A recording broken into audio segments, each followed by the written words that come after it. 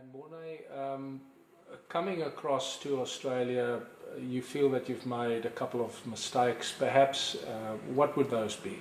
Yeah, well, our biggest mistake was, we just were too rushed to get into a business because we knew we had to do something to start generating money. But looking back at it now, we should have really, taken it easy and rather just looked at more options than just the first option that came up. Because when we arrived, we were driving in a car with all our luggage, we didn't even know where we were going. And I met a guy previously when I was on holiday in Australia. He lived in Brisbane, and he said, listen, if you ever come over, just give me a call and we'll meet. So I gave him a call and said, listen, I'm here, we're here to live here now. And he just invited me to the town where he lived, and he took us out for a lunch, and it looked quite nice there. It was water, and we just could see ourselves on a jet ski there. And we just said, yeah, well, this looks like a good place to live. And that same day, we just went to the first real estate agency we saw. The guy showed us a few rental properties, and we said, let's just do it. We signed a 6-month lease, and the same agent who let us the rental property, we asked him if he sells any businesses. He said, yeah, well, the coffee club's actually for sale. So immediately we went into that, had a look at that, and we just, everything looked fine and everything. So that was one of the mistakes we made, is just too quickly made decisions and didn't, consolidate it, took it easy. First check out what's going on in the country, see the way how people work, speak to people that's been through what we've been through already, some other South Africans, because there's so many South Africans that made the same mistake, and it's an important thing to do if you come over, to really, go speak to people that's experienced, that's been here for a few years. And you were asking what are the mistakes that we made. The biggest mistake we made buying the business was not doing the proper due diligence. We just bought the business. We looked at it. We had the financials ready, and everything was there. All matched up with the franchisors, and with our accountants checked it out. They said if the figures are correctly, it looks like a very profitable business. But then after 3 months, like I said, we realised that there was some discrepancies there, and we weren't making what we should have been making. Should we have done the due diligence, paid the money, the extra money for that to be done for us, he would have picked up that there's a problem there, and we would have paid close to $80,000 less for the business. Yeah. And that's an expensive mistake. Yeah, it's a very big expense, and we would have been prepared, because, like I said, we had to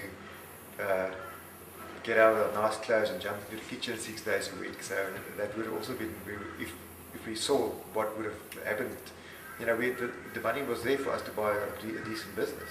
So if we did our proper due diligence, we could have saved ourselves a lot of stress, a lot of heartache, a lot of hours that we had to put in. That we could have made the same amount of money, but because we didn't do proper due diligence, it was just a big price we had to pay. And so one of the things you're saying is that what you may have considered is the change in lifestyle between running a transportation company and running a coffee shop, which is a different lifestyle altogether, and you weren't quite ready for that new lifestyle, was it? No, definitely. Well, the hours, South Africa was 8 to 5, Mondays to Fridays. Weekends you were just completely, you had your own free time, and going to the rivers and jet skiing and stuff, and that was gone. I was still playing. I still wanted to go play some rugby, and after we bought the coffee shop, that was gone. It wasn't time for anything.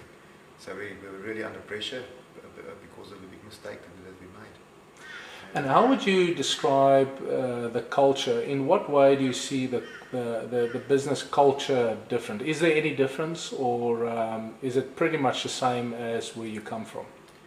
Yeah, I think especially for South Africans, because we're coming from a third world type of setting there, and things we are used to, things we're used to be doing things, just a small logistical issue is just being at your home, you've got to do everything yourself.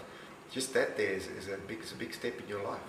We've been used to, like myself, we at a stage we had 2 ladies working for us in our house in South Africa, and we didn't know what it was to do everything yourself. So just that step there is a big thing you've got to consider that you've got to, you know, get used to.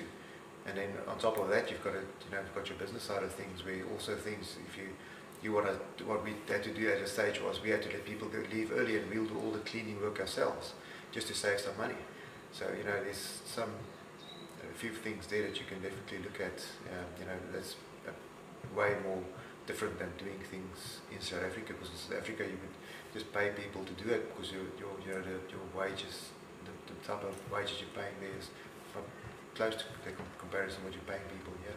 So you know, wages is one of those issues that is a completely different thing, and then there's all kinds of insurances that is different. There are all kinds of different taxes that one needs to understand and know absolutely. About. Yep. What would you, considering the mistakes that you've noted here, how would you do it differently next time? If you were in the position to do it again, how would you advise somebody else to do it differently to what you did it?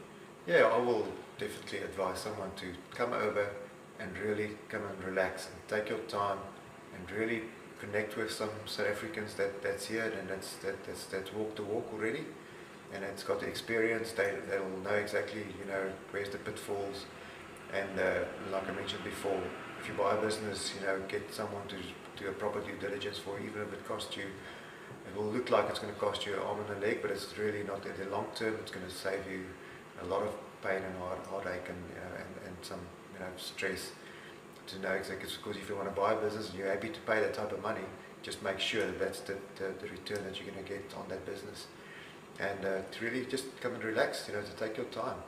I always say that if I ever have to buy a business again, I would say, listen mate, I'll buy that business from you, but I want to spend 3 months with you there.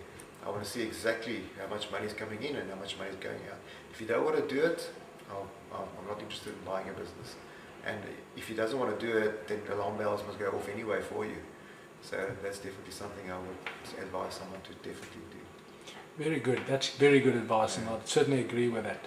Morné, and so despite all the changes in your life and all the you know, the errors that you said you've made, are you glad you came to Australia?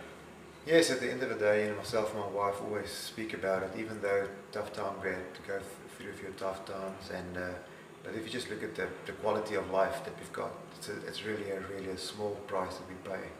So, you know, at the end of the day, money is not everything. You know, just to be with your kids in the streets, playing in the streets, and be on the beaches, and, you know there's no harm coming your way, and, you know, sleeping at night, and some mornings you get up and the garage door is just wide open, nothing is gone. You know, it's just such a peace of mind that you've got here, and that's why we came, is for the quality of life, and for peace and safety for your family and for your children. Yeah. Fantastic. And finally, as we close off, do you want to tell us about what you do now, and where people can reach you if they need to reach you? Yes, well, like I said earlier on, we started out with a coffee shop. And after we got a permanent residency, I didn't have to be in the business anymore, so my brother kept on going, and he brought me out of the business, and we wanted to move up to the Sunshine Coast, because we came up for holidays here, and it's just such a beautiful, it's absolute paradise. So we decided we've got the chance to do and, you know, follow our heart's desire, and we wanted to come stay in a place that we really liked. So I got involved with finance, and at the moment, you know, in property as well. So yeah, so I can assist people if they're looking at investment properties anywhere in Australia.